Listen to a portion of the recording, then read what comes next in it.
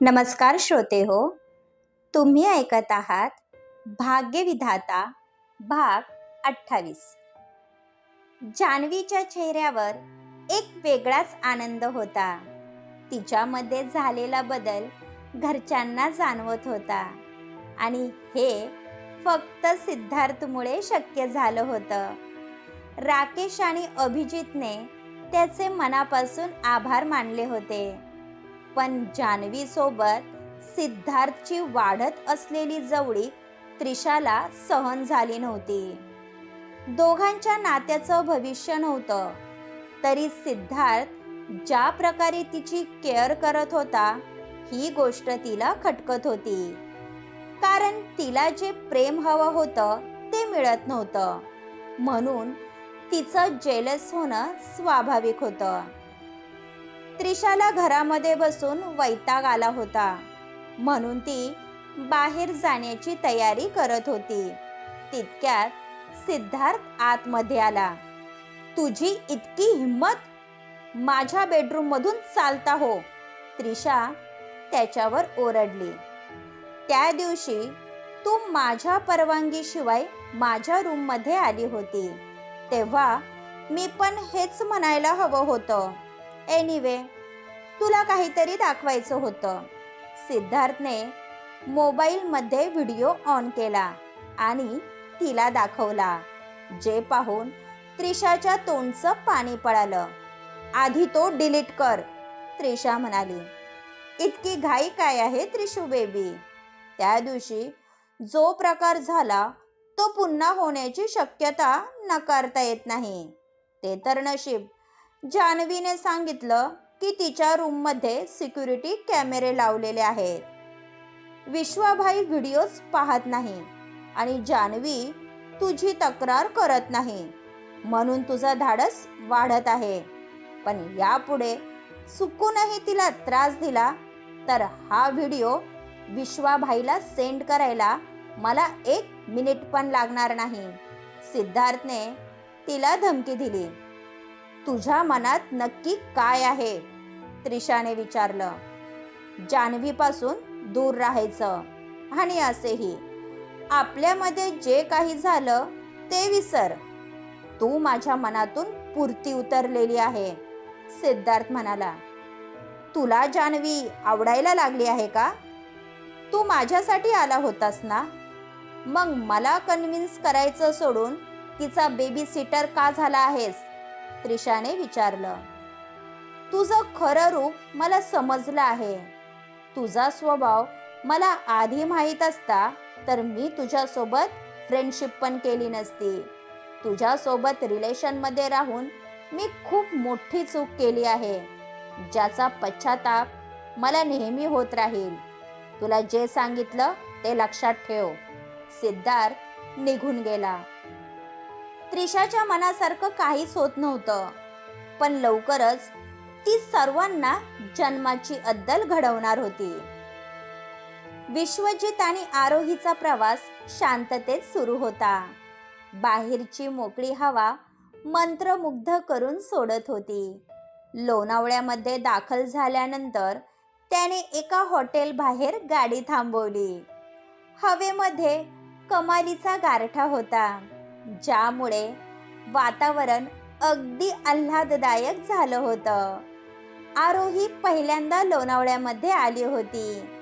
या जागेला hill station का म्हणतात हे आत्ता तिच्या लक्षात आले होते. हॉटेलच्या बाहेर खुर्च्या आणि टेबल लावण्यात आले होते. दोघेही खुल्या वातावरणाचा आस्वाद घेत होते. तुला हवं ते ऑर्डर कर, मी आलोच, विश्वजितने सांगितले आणि तिच्यापासून काही अंतरावर जाऊन उभा राहिला.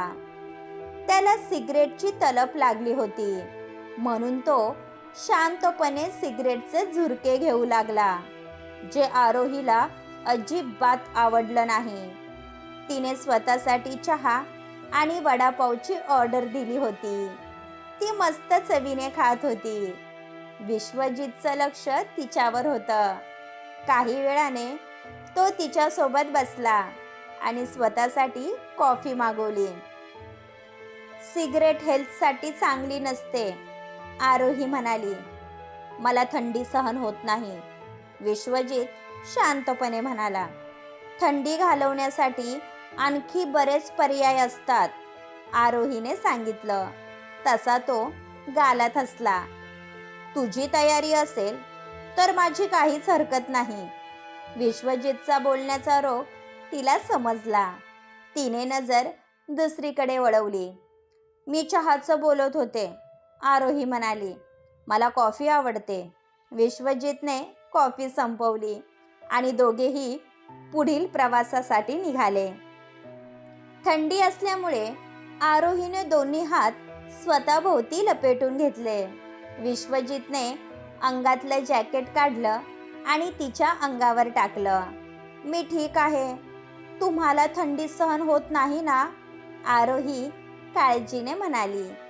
माझी थंडी घालवण्यासाठी तू आहेस ना, विश्वजित गालात हसत म्हणाला. आरोही पटकन गाडीत जाऊन बसली. त्याने मंद आवाजात सॉन्ग सुरू केले. हा प्रवास कधीच संपू नये असं त्याला वाटत होतं. त्याने अलगद तिचा हात आपल्या हातामध्ये पकडून ठेवला. त्याच्या तळ हाताची ऊब तिला सुखावत होती. त्याचा उबदार स्पर्श तिला हवा हवासा वाटत होता. दोघांच्या हाताची बोटं एकमेकात गुंफली होती. हा स्पर्श तिच्या ओळखीचा होता. आरोहीचं अंतर्मन तिला सांगत होतं की त्या दिवशी तिच्या सोबत विश्वजित होता. पण जोपर्यंत ती शहानिशा करणार नव्हती, तिला चैन पडणार नव्हतं. नकळत आरोहीने त्याच्या खांद्यावर डोकं ठेवलं आणि डोळे मिटून घेतले. विश्वजित सोबत असताना तिला कशाची पर्वा नव्हती. शमशेराने जयाला तिच्या घरी ड्रॉप केलं. त्याला सोडून जाणं तिच्या जीवावर आलं होतं. तू माझ्या फ्लॅटवर येऊन का राहत नाही? तिथे मी एकटाच असतो. तुला काहीच प्रॉब्लेम होणार नाही, शमशेरा तिचा हात हातात घेत म्हणाला. मला कोणावरही ओझं व्हायचं नाही, जयाने सांगितलं. त्याने जयाला आपल्या जवळ ओढलं. आधीच तुझ्या प्रेमामध्ये मी वेडा झालो आहे. माझ्यासाठी तू ओझं नाही, माझी जबाबदारी आहे. माझं जे काही आहे त्यावर तुझा समान अधिकार आहे. फक्त मला सोडून जाऊ नको, नाहीतर मी बर्बाद होईल. शमशेराची डायलॉगबाजी ऐकून ती खळखळून हसली आणि त्याच्या मिठीमध्ये शिरली. आयुष्य किती सुंदर आहे हे तू भेटल्यानंतर समजलं. आपल्या नात्याला कोणाची नजर लागायला नको, जया त्याच्या केसांमधून हात फिरवत म्हणाली. म्हणून सांगत असतो, लग्न कर.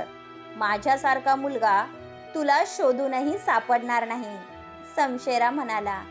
जे खरं होतं. कितीतरी वेळ दोघे एकमेकांच्या मिठीमध्ये बंदिस्त होते. मला निघायला हवं. जुलिया वाट पाहत असेल. आज ती गोव्यावरून येणार होती. जया त्याच्यापासून बाजूला झाली. उद्या येशील? शमशेराने विचारलं. तुला असं नाही वाटत की आजकाल तू जास्तच लाडात येत चालला आहेस? तुझं रोजचं झालं आहे, जया नाक मुरडत म्हणाली. माझे बॉस तुझ्या फ्रेंड सोबत महाबळेश्वरला गेले आहेत, त्यामुळे मी फ्री आहे. ते आल्यानंतर आपल्याला वेळ मिळणार नाही, शमशेराने सांगितलं. ओके फाईन, उद्या मी लवकर येते आणि जोपर्यंत तुझा बॉस येत नाही तोपर्यंत तुझ्या फ्लॅटवर राहते. चालेल ना? जयाच्या बोलण्याचा त्याला इतका आनंद झाला की त्याने अत्यानंदाने तिच्या ओठांवर डीप किस केलं. जया हसतच आपल्या फ्लॅटवर आली. पण तिला हे माहीत नव्हतं की कोणीतरी तिची वाट पाहत आहे. नीलू, तू अशी अचानक आलीस? तुला आधी सांगायला काय झालं होतं? नीलूला पाहून जयाला आनंद झाला होता. आरोही कुठे आहे? नीलूच्या आवाजामध्ये भीती स्पष्ट दिसत होती. आरोहीची काळजी करू नको. तुला सांगितलं होतं ना, तिला एका चांगल्या ठिकाणी जॉब लागला आहे. आपली आरोही अगदी मजेत आहे, जयाने सांगितलं. आरोहीच्या जीवाला धोका आहे. खंडू तिचा मागोवा घेत मुंबईपर्यंत आला आहे. माझं चुकलं. मी तिच्याबद्दल कोणाला सांगायला नको होतं. नीलू रडवेली झाली होती. नक्की काय झालं आहे? मला समजेल अशा शब्दात सांग, जयाने विचारलं. सॉरी जया, सकाळी एक माणूस आला होता. त्याने खोटं सांगितलं की तो आरोहीचा भाऊ आहे, म्हणून मी त्याला आरोहीचा ॲड्रेस दिला. खरंच सॉरी, जयाने सांगितलं. नीलूने तिला घडला प्रकार सांगितला. खंडू एक नंबरचा नीच माणूस आहे. आरोही लहान असल्यापासून त्याची आरोहीवर वाईट नजर आहे. त्याच्याच भीतीने मी तिला मुंबईला पाठवलं होतं. खंडू तिला सोडणार नाही. नीलू रडायला लागली होती. तू आधी शांत हो पाहू. आरोही अशा ठिकाणी आहे जिथे तिच्या केसालाही धक्का लागणार नाही. तिला कोणी नजर वर करून जरी पाहिलं तरी त्या व्यक्तीला स्वतःचा जीव गमवावा लागेल. यावेळी ती बाहेर गेली आहे. ती आल्यानंतर मी तुम्हा दोघींची भेट घडवून देईल. तोपर्यंत तू शांत राहा. मी तुझ्यासाठी खायला बनवते. जयाने तिची समजूत काढली. तरी नीलूचं समाधान झालं नव्हतं. जोपर्यंत ती स्वतःच्या डोळ्यांनी आरोहीला सुखरूप पाहणार नव्हती, तिच्या मनात असणारी भीती तशीच राहणार होती. क्रमश. पुढील भाग ऐकण्यासाठी आमच्या चॅनलला सबस्क्राईब करा. धन्यवाद.